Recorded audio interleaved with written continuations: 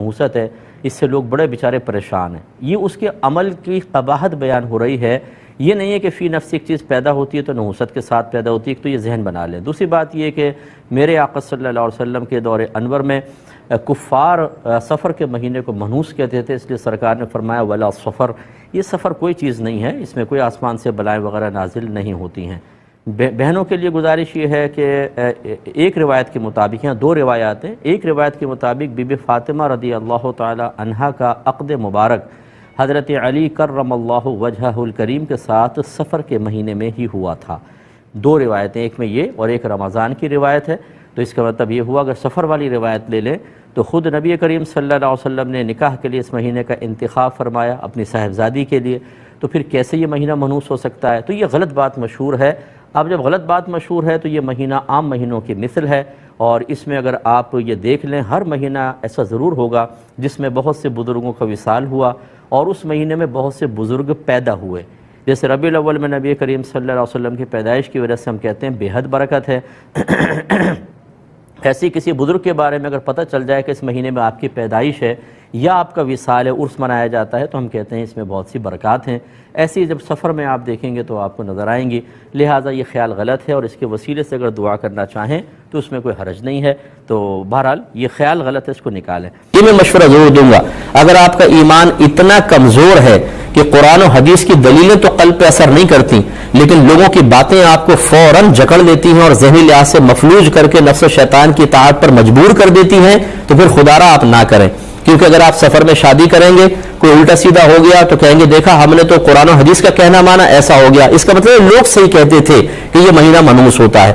تو یہ پھر اتنا ضعیف الاعتقادی انسان کو سکتا ہے کہ دار اسلام سے باہر لے جائے، تو اتنے اگر کمزور ہے تو نہ کریں، اگر مضبوط ایمان کے ہیں تو سفر میں شادی کریں، کچھ بھی نہیں ہوتا، وہی ہوگا جو باقی 11 مہینوں میں شادی کرنے پر ہو رہا ہے۔ اس لیے بالکل نہ گھبرائیں، اور اس قسم کے مہینوں میں کوئی نحوست نہیں ہوتی، یہ لوگوں نے غلط کہا۔ ایک تو عید بقرعید آنے والی ہے، کچھ اس کے وجوب کی، قربانی کے وجوب کی شرائط پہلے میں ذکر کر دیتا ہوں، پھر انشاءاللہ کوئسچنز لیے جائیں گے۔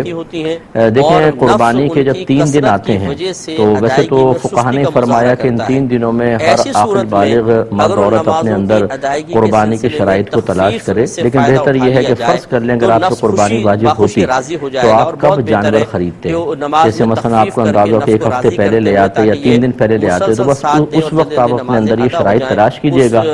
گھر کے جس فرد میں یہ شرطیں جمع ہوں گی اس پر عید الاضحیٰ کی قربانی کرنا واجب ہوگا۔ ہمارے یہاں عمومی طور پہ یہ دیکھا ہی نہیں جاتا، بس ابا جان قربانی کر رہے ہیں وہی کرتے چلے جاتے ہیں۔ بعض اوقات گھر والوں کے اندر ایک راؤنڈ لگتا ہے کہ اس سال والد صاحب کی قربانی اگلے سال والد صاحب نہیں کریں گے، امی کی طرف سے ہوگی، پھر وہ نہیں کریں گے تو دادی جان کی طرف سے ہوگی۔ اسی طرح بعض لوگ کوئسچنز کرتے ہیں کہ ہم پہلی مرتبہ قربانی کر رہے ہیں تو سنا ہے کہ نبی کریم صلی اللہ علیہ وسلم کی جانب سے پہلے قربانی کرنی چاہیے۔ اسی طرح بعض لوگ یہ سمجھتے ہیں کہ پہلے والدین کی طرف سے ہوگی پھر ہم قربانی کرنا شروع کریں گے۔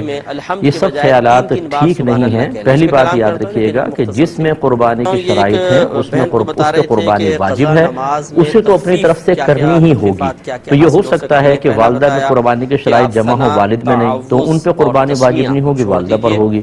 اور یہ بھی پوسیبل ہے کہ والد صاحب کے پاس بھی شرائط جمع ہیں، والدہ، بھابھی، بھائی، بچے، بہنیں جو بالغ ہیں، ایک ایک گھر میں 10 قربانیاں واجب ہو رہی ہوتی ہیں لیکن پتہ ہی نہیں ہوتا۔ تو اس لیے جس پر قربانی واجب ہے اگر پہلی بار